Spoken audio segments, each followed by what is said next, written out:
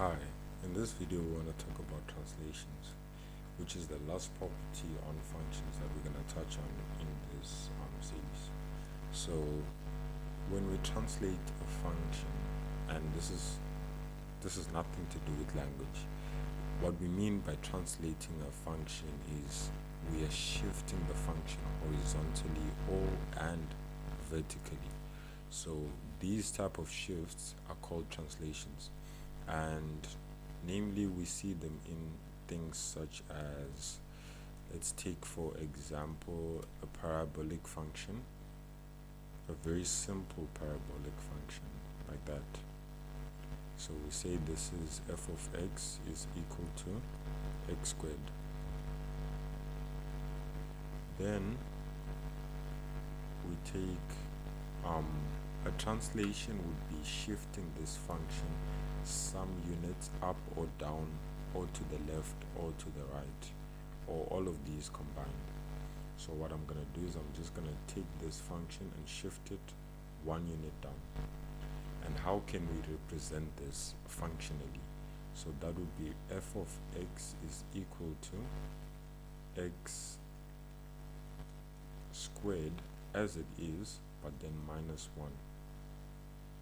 What if then I want to translate this function 1 or 2 units up and 1 unit to the right? So 2 units up and 1 unit to the right. So 2 units up and 1 unit to the right, like that. So of course it would move from minus 1, where it was, to 0 to 1, and then 1 unit to the right, it would end up somewhere here. So if we put in our values on our x-axis, this would be 1 and that would be 1 as well. So how does this affect this function? Now up and down shifts are quite easy, and let's say this new function will be called g of x. G of x will be equal to f of x plus 2, because we're shifting it 2 units up. But then how do we show that it is being shifted 1 unit to the right? Well, we go and we subtract 1 from x. That's how we shift it 1 unit to the right.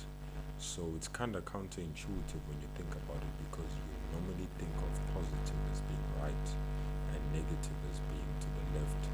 But in these cases, when it comes to translations, it is always reversed, where positive is to the left and negative is to the right.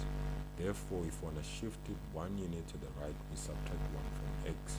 But how does this look like algebraically?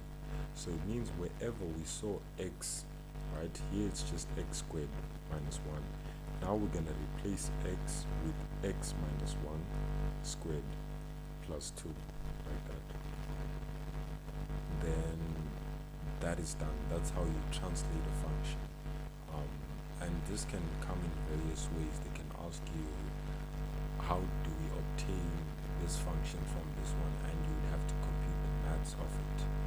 And it is not bad as long as you remember where to input the changes. That's why it's important to know how these translations affect your function while still in the function notation before you make a substitution, just so that it should make sense while you're still on this level. Then there are less chances of you making a mistake when it comes to just straight substituting in the last level. So that is translations within functions.